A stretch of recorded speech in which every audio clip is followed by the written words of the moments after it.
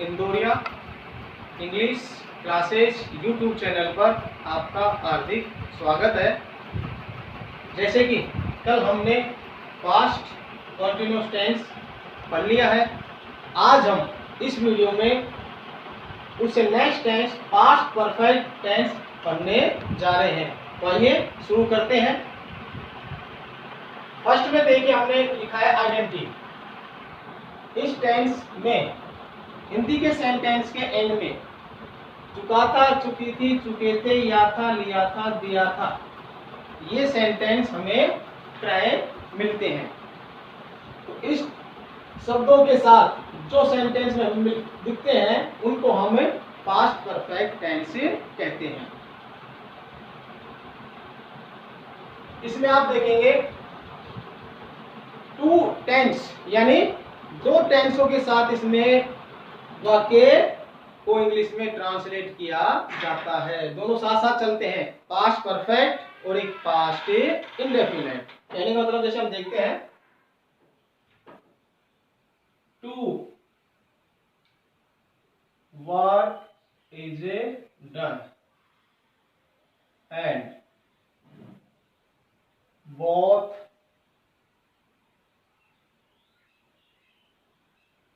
Works are finished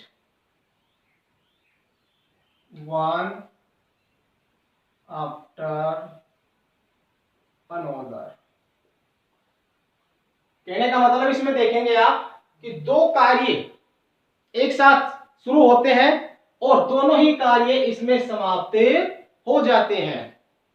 यानी एक कार्य पहले समाप्त होता है, उसके बाद दूसरा कार्य फिनिश होता है।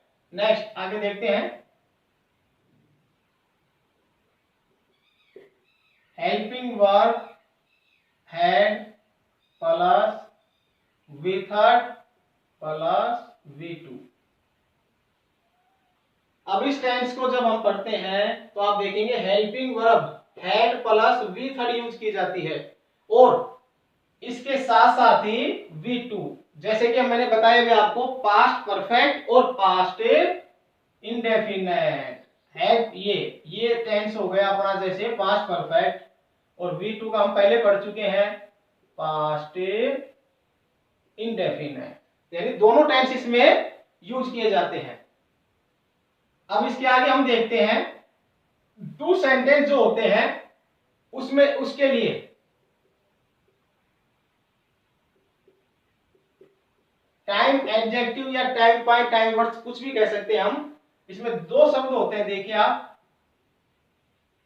एक होता है बिफोर, एक यूज होता है आफ्टर।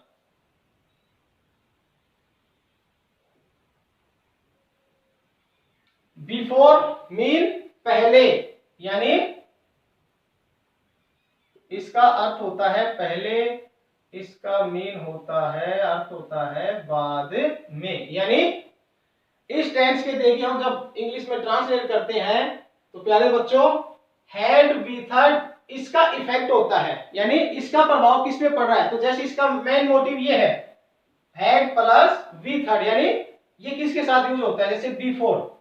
बिफोर यानी पहले, पहले का मतलब यदि ये सब पहले है तो इसके पहले पहले had plus V third use करनी है आपको। और आफ्टर यानी बाद में, अगर ये सब यूज किया जाता है तो इसके बाद had plus V third use की जाती है। जैसे मैं लिखता हूं यहां पे एंड प्लस वी थर्ड यानी वर्ब की थर्ड फॉर्म, और यहां आप यूज करेंगे बिफोर और उसके बाद V2। यानी यदि सेंटेंस में बिफोर यूज हुआ है तो इसके पहले पहले हैड और वर्ब की थर्ड फॉर्म यूज करते हैं हम, और बिफोर के बाद वर्ब की सेकंड फॉर्म। अगर V2 plus after plus had plus V third, अब इसका इफेक्ट यहां देखिए आप, अगर आफ्टर का यूज हुआ है तो आफ्टर के पहले वर्ब की सेकंड फॉर्म यूज हो जाती है और आफ्टर के बाद में हेड प्लस वी थर्ड का प्रयोग किया जाता है। डिफरेंस समझ में आ रहा है। बिफोर यानी पहले, पहले का मतलब कि इसके पहले पहले यूज करनी है, इसके बाद में V2 यूज, यानी वर्ब की सेकंड फॉर्म। आफ्टर का मतलब बाद में, तो इफेक्ट किस पे हो रहा अपना, हैड प्लस वर्ब की थर्ड फॉर्म। तो इसका इफेक्ट देखना है हमें, आफ्टर के बाद में had plus V third use होनी है और आफ्टर के पहले वर्ब की सेकंड फॉर्म यूज करनी है। तो कहने का मतलब इसमें दोनों कार्य शुरू होते हैं और दोनों ही कार्य समाप्त हो जाते हैं। जैसे एग्जाम्पल हम लिखते हैं, मेरे घर पहुंचने से पहले पिताजी सो चुके थे। जैसे ये एग्जाम्पल हमारे पास समझने के लिए। अब देखिए हमारे पास कंफ्यूजन ये हो जाता है अक्सर कि इसमें डबल सेंटेंस होते हैं, ये अपने लिखा है डबल सेंटेंस का वाक्य है, डबल ऑब्जेक्ट डबल इसमें आपको सब्जेक्ट दिखाई देते हैं। अब कंफ्यूजन ये होता है हमारे सामने कि कौन से सेंटेंस की हम इंग्लिश पहले राइट करें।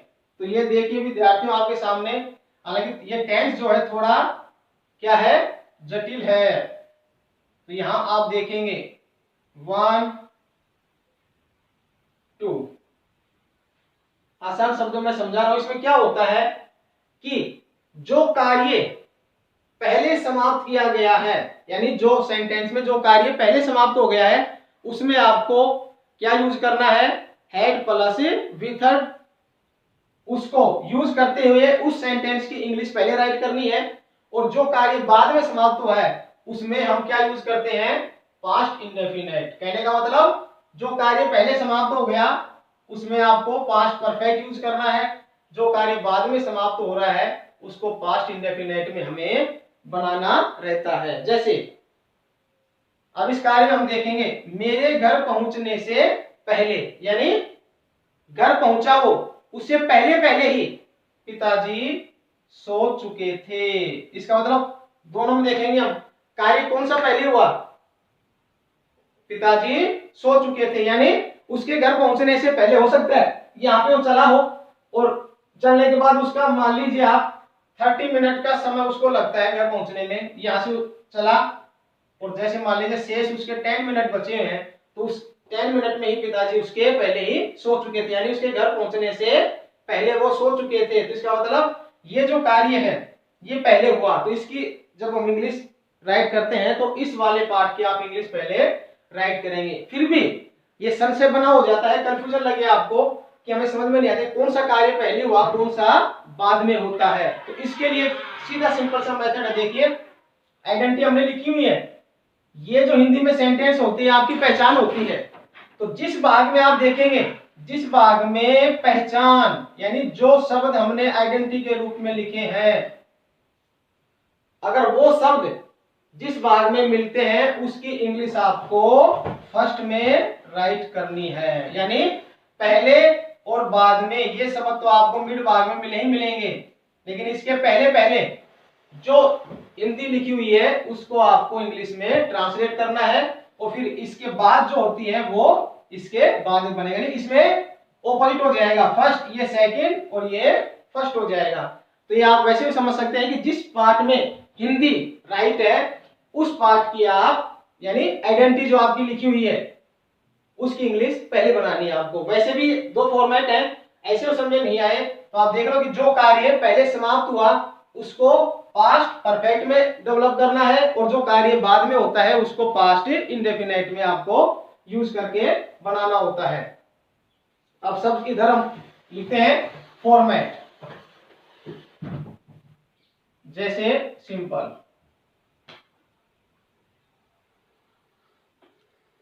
सब्जेक्ट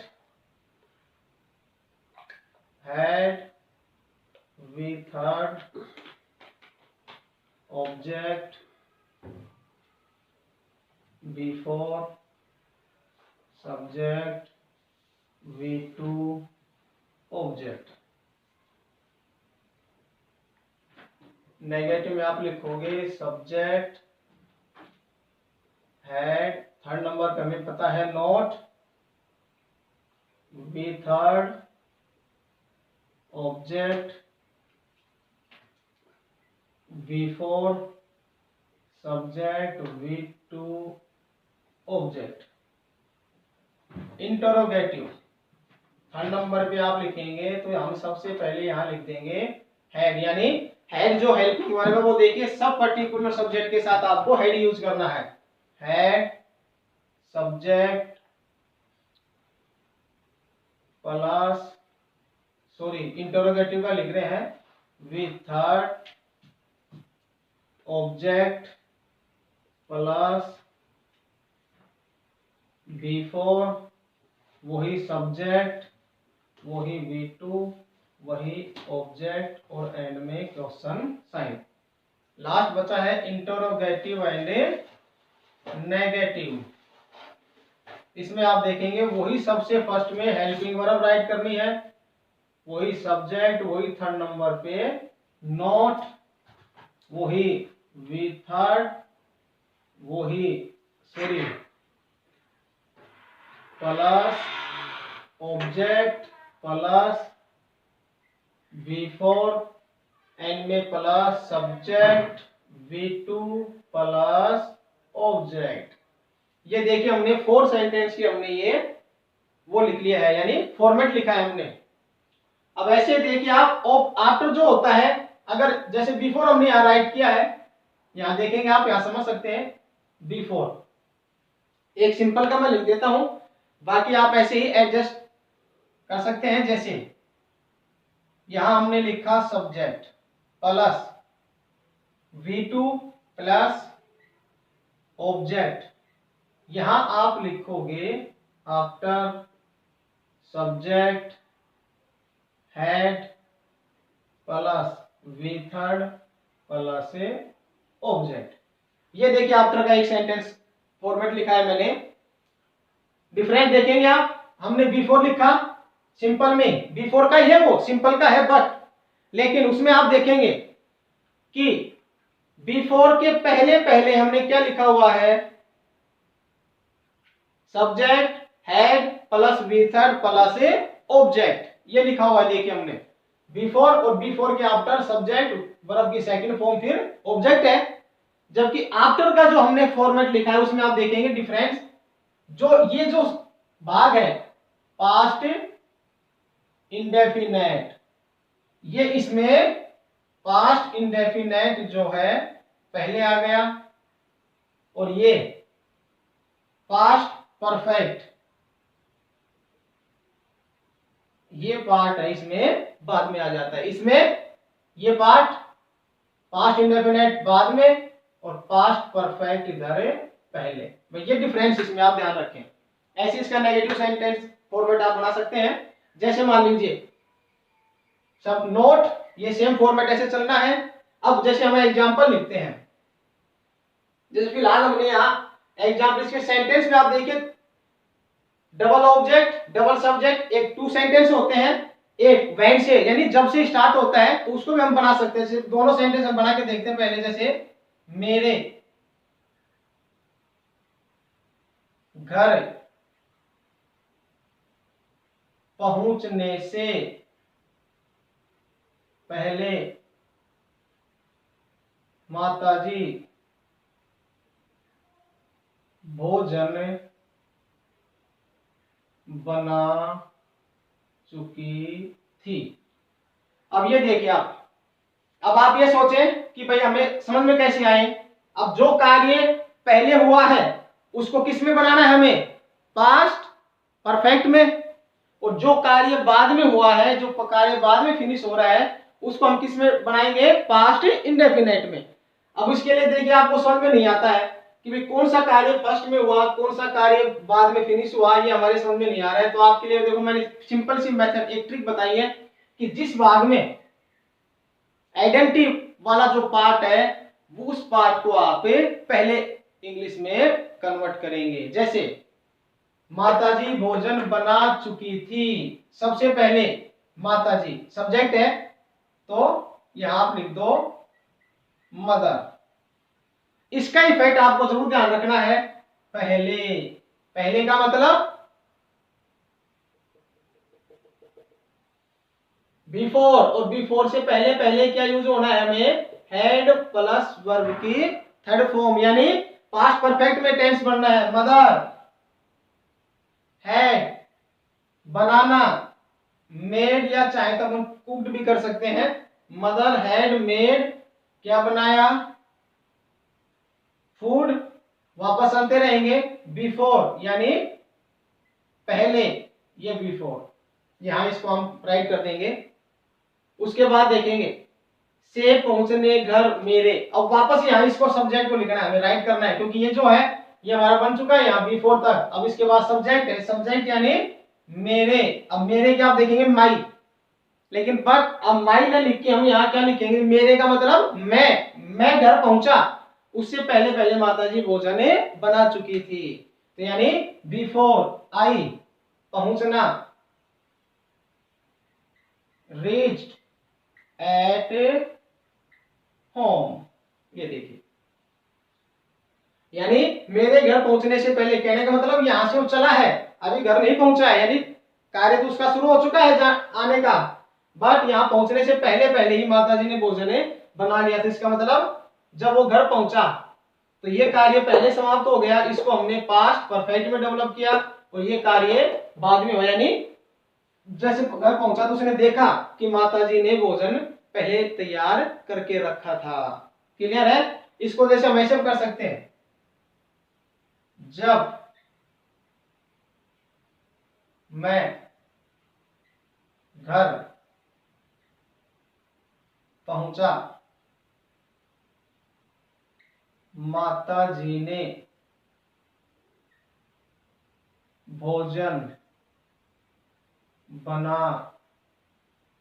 लिया था। देख ऐसे भी आ सकता है, जब मैं घर पहुंचा माता जी ने भोजन बना लिया था, तो सेम वैसे ही देखिए जो sentence,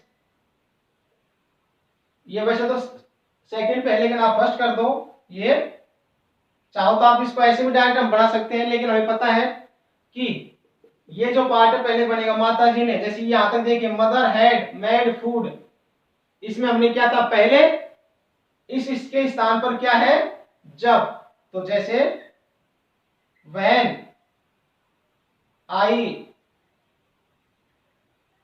reached at home, same वही है, यानी जहां इसमें पहले था उसमें स्थान पे क्या आया है केवल जब, तो जब मीन व्हेन, आप हम यहां पर क्या कर देंगे बिफोर के स्थान पर केवल ये लिख देंगे व्हेन।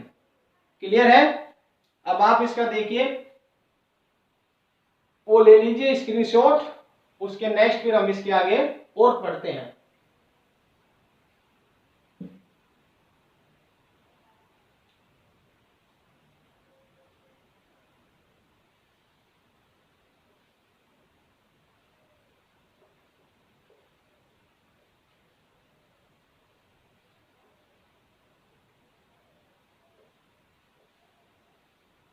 अरे विद्यार्थियों, ये जो टेंस है थोड़ा लगा होगा आपको कॉम्प्लेक्स, यानी जटिल सेंटेंस, थोड़ा समझने में वो लगता है, लेकिन शायद हमने बहुत ही इजी वे में इसको समझा है, और आशा करते हैं कि शायद आपको ये बिल्कुल अच्छे से समझ आ गया होगा। फिर से एक बार रिवाइज कर देते हैं, ध्यान रखिए, एक बार हम फिर सेंटेंस जैसे लिख रहे हैं,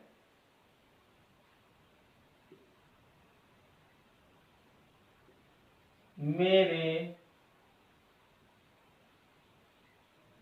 विद्यालय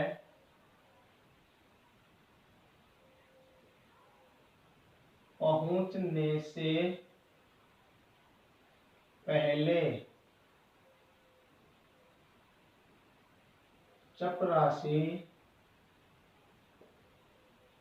घंटी लगा चुका था, लगा चुका था या बजा चुका था, जैसे भी आप लिखे। अब हम देखेंगे इसमें, देखिए जैसे हमने लिखा है दो वर्क, दो कार्य एक साथ शुरू होते हैं, यानी विद्यालय पहुंच रहा है, इसका मतलब कार्य जारी, उसका पहुंचने का काम भी चल रहा है, यानी चल रहा है वो, और इधर चपरासी घंटी लगा चुका था, यानी ये भी पहुंच गया और उधर घंटी का लगना जो कार्य था वो भी पूरा हो चुका है। लेकिन कार्य फर्स्ट में कौन सा हुआ, यानी ये वाला बेल वाला कार्य पहले हुआ और ये बाद में, यानी उससे पहले तो बेल लग चुकी थी और उसके बाद ये पहुंचा। तो आप ऐसे भी नहीं समझ सकते, मैंने बताया था, फिर भी आपको सबसे पहले आप देखेंगे ये कि कौन से पार्ट में आइडेंटिटी आई है, यानी जिस भाग में आइडेंटिटी यानी जो हमने पहचान शब्द लिखी है इनका, वो आप देखोगे। तो आप देखो कौन से पार्ट में वो लिखा हुआ है, देखिए चुका था, यानी वो सेंटेंस जो है, यानी पहले से पहले पहले, यहां आप देखेंगे ये पार्ट, यानी ये हमारा अब फर्स्ट हो गया और ये हमारा सेकंड पार्ट है। तो कहने का मतलब चपड़ासी। यहां देखोगे आप पियोन, पहले, पहले का मीन हेड, हेड लगना, रंग दी बेल, पियोन हैड रंग दी बेल।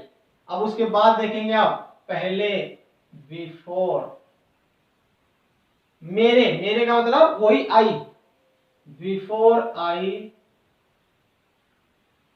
रीच्ड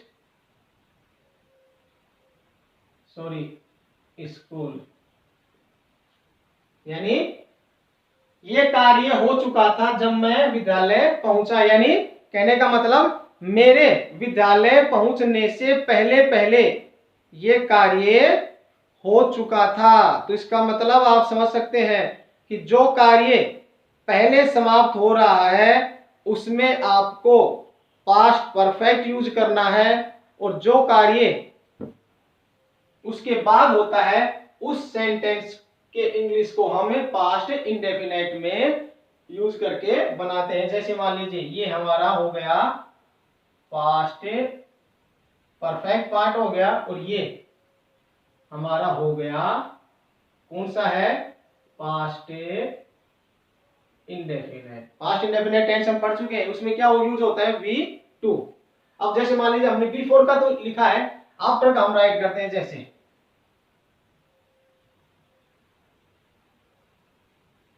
डॉक्टर के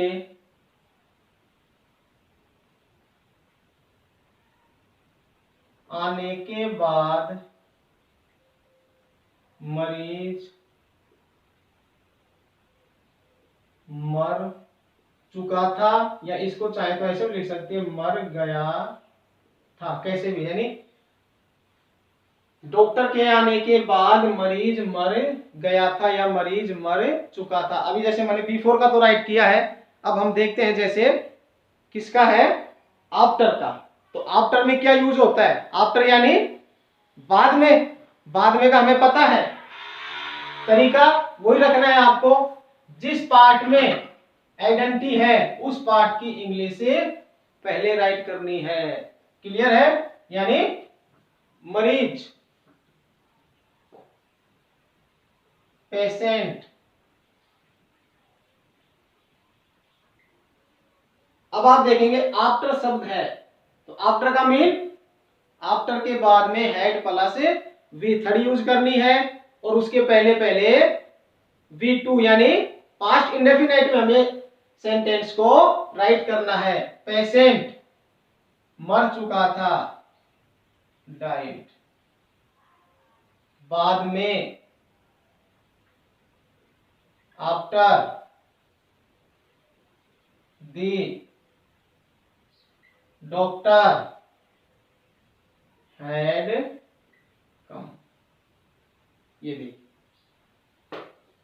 दोनों सेंटेंस राइट है। बिफोर डिफरेंस बदलना है, बिफोर यहां भी देखिए, बिफोर हमने एक सेंटेंस बिफोर का बनाया हुआ है, तो बिफोर में आप देखोगे कि हैड प्लस V3, ये बिफोर के इधर पहले पहले राइट है।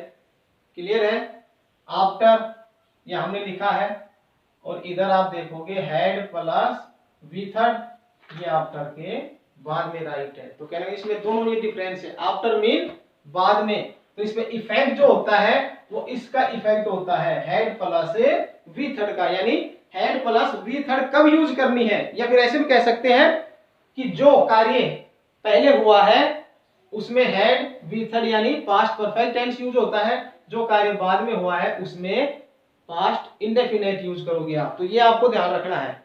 तो जैसे और एग्जांपल लिखते हैं हम,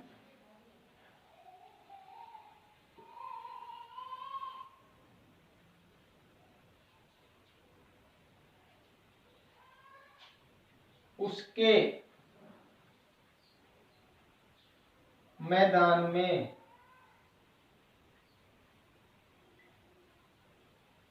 जाने से पहले वे खेल नहीं खेल चुके थे। मान लीजिए सेंटेंस नेगेटिव सेंटेंस आ गया जैसे मान लीजिए अपने पास, तो इसमें आप देखोगे कि उसके मैदान में जाने से पहले वे खेल नहीं खेल चुके थे। तो आप देखोगे इसमें क्या होता है विद्यार्थियों, उसके यानी इसमें आपको वह शब्द जो वह को इंडिकेट करता है या उसने या वही, यहाँ पर आपको ऐसे ही राइट मिलेगा आपको, मेरे, उसके, हमरे, हमारे, ऐसे शब्द मिलेंगे आपको। तो ध्यान रखना। अब इसको जैसे हम राइट करते हैं तो आप आसानी से बता सकते हो। अब आप देख सकते हो कि कौन सा जो पार्ट है उसको हम सबसे पहले इंग्लिश में ट्रांसलेट करेंगे। तो आप आसानी से, शायद मुझे लगता है कि आप समझ गए होंगे, ये वाला, यानी जिस पार्ट में आइडेंटिटी है, यानी ये जो सेंटेंस के जिस भाग में मिलेंगे आपको, ये इधर हो या उधर हो, आपको उसी सेंटेंस को पहले इंग्लिश में ट्रांसलेट करना है। तो जैसे वे, दे, सॉरी अभी मैं इंक डालता हूं थोड़ा। तो अब देखिए दे, सबसे पहले तो हम देखेंगे यहां आप इसको इंडिकेट कर दिया करो पहले। पहले का मीन कि अब हमें जिसमें पहले सेंटेंस राइट है उसको हमने हेड और वी थर्ड यूज करना है पहले। तो दे हैड नॉट खेल, खेल, यहां आप देखेंगे ये वर्ब है, ये ऑब्जेक्ट है। एक खेल, दे हैड नॉट, ये वर्ब यानी प्लेड, खेल, गेम, ये ऑब्जेक्ट है, ये वर्ब है। They had not played the game, पहले का मीन बिफोर, उसके मैदान में जाने से पहले, यानी उसके, वापस सब्जेक्ट आ रहा है देखिए, उसके का मीन ही, बिफोर ही, जाना, वेंट, आने जाने में वेंट, इन या टू, जो भी आप यूज करें, दी ground, went into the ground, ऐसे भी यूज कर सकते हैं आप, इनटू, इनटू या इनटू। क्लियर है? यानी अब इसमें देखेंगे हम, ये जो कार्य है ये पहले समाप्त हो गया, तो इसका मतलब पास्ट परफेक्ट में उसको बनाना है, और जो कार्य बाद में होता है उसको हमें पास्ट इंडेफिनिट में बनाएंगे। फिर भी समझ नहीं आता, मैंने आपको एक आसान ट्रिक बताई है कि जिस पार्ट में आपको आइडेंटिटी भी लिखा हुआ मिले, यानी चुका था, लिया था, दिए थे, उस पार्ट को आप सबसे पहले इंग्लिश में ट्रांसलेट कीजिए। जैसे हमने यहां देखा, ये हमारा वैसे तो फर्स्ट है, ये सेकंड था, लेकिन जैसे ही हम इंग्लिश में इसको मेकिंग करते हैं तो जो पार्ट 2 होता है वो फर्स्ट हो जाता है, और जो फर्स्ट होता है वो 2 हो जाता है। तो प्यारे विद्यार्थी, मुझे लगता है कि इस टेंस को आप बखूबी समझ गए होंगे। जैसे मान लीजिए इसमें हमने, अगर आप सोचेंगे कि जैसे इंटरोगेटिव, तो इंटरोगेटिव अगर होता तो आपको पता है कुछ भी नहीं करना, हमें सब्जेक्ट और हेल्पिंग वर्ब, उसको आप अब तक शायद समझ भी गए होंगे कि कैसे उसको रिप्लेस करना रहता है। इसको आप यहाँ कर देते हम हैड, और ये जो दे होता हम इधर राइट कर देते, मान लीजिए अगर ऐसा होता तो ये आप शायद आप समझ चुके हैं कि कैसे इंटरोगेटिव सेंटेंस मेकिंग करना होता है, इंटरोगेटिव नेगेटिव कैसे मेकिंग करना है, क्योंकि टेंस थोड़ा सा जटिल था, समझा ज्यादा था। इसलिए प्यारे विद्यार्थियों, आज ये जो टॉपिक है हमारा परफेक्ट टेंस का वो क्लियर हो चुका है। और सर मुझे लगता है कि जो कंफ्यूजन इससे पहले आपका बना हुआ रहता होगा कि वे कैसे हम इसको समझ पाएंगे, क्योंकि थोड़ा टेंस क्या है, थोड़ा जटिल लगता था, लेकिन मुझे लगता है कि आज की इस वीडियो के माध्यम से आप देखेंगे तो शायद आपको ये बहुत ही आसान लगेगा कि हमें ये पहले समझ में क्यों नहीं आया, हमने ऐसा क्यों नहीं समझा। प्यारे विद्यार्थियों, इसी के साथ इसके रिलेटेड एक्सरसाइज मैंने कल भी आपसे निवेदन किया था, आज फिर से कह रहा हूं कि रिलेटेड एक्सरसाइज आपको दी जा रही है, बट आप उनको सोल्व या सॉल्यूशन कॉपी हमें सेंड नहीं कर रहे हो। तो आपसे फिर से कह रहा हूं कि सॉल्यूशन कॉपी अवश्य सेंड करें, ताकि उसका हमें पता चले, रिजल्ट पता चले कि किसको कितना आ रहा है, किसको नहीं आ रहा है, या फिर हमारी मेहनत वैसे व्यर्थ तो नहीं जा रही है। तो इसके लिए हम आपसे कह रहे हैं कि सेंड किया जाएगा आपको हेल्पिंग वर्ब सॉरी HW के रूप में। और नेक्स्ट हम मिलते हैं कल नए वीडियो के साथ, इसके नेक्स्ट पार्ट के साथ। तब तक के लिए घर पे रहें, सुरक्षित रहें और पढ़ते रहें। धन्यवाद।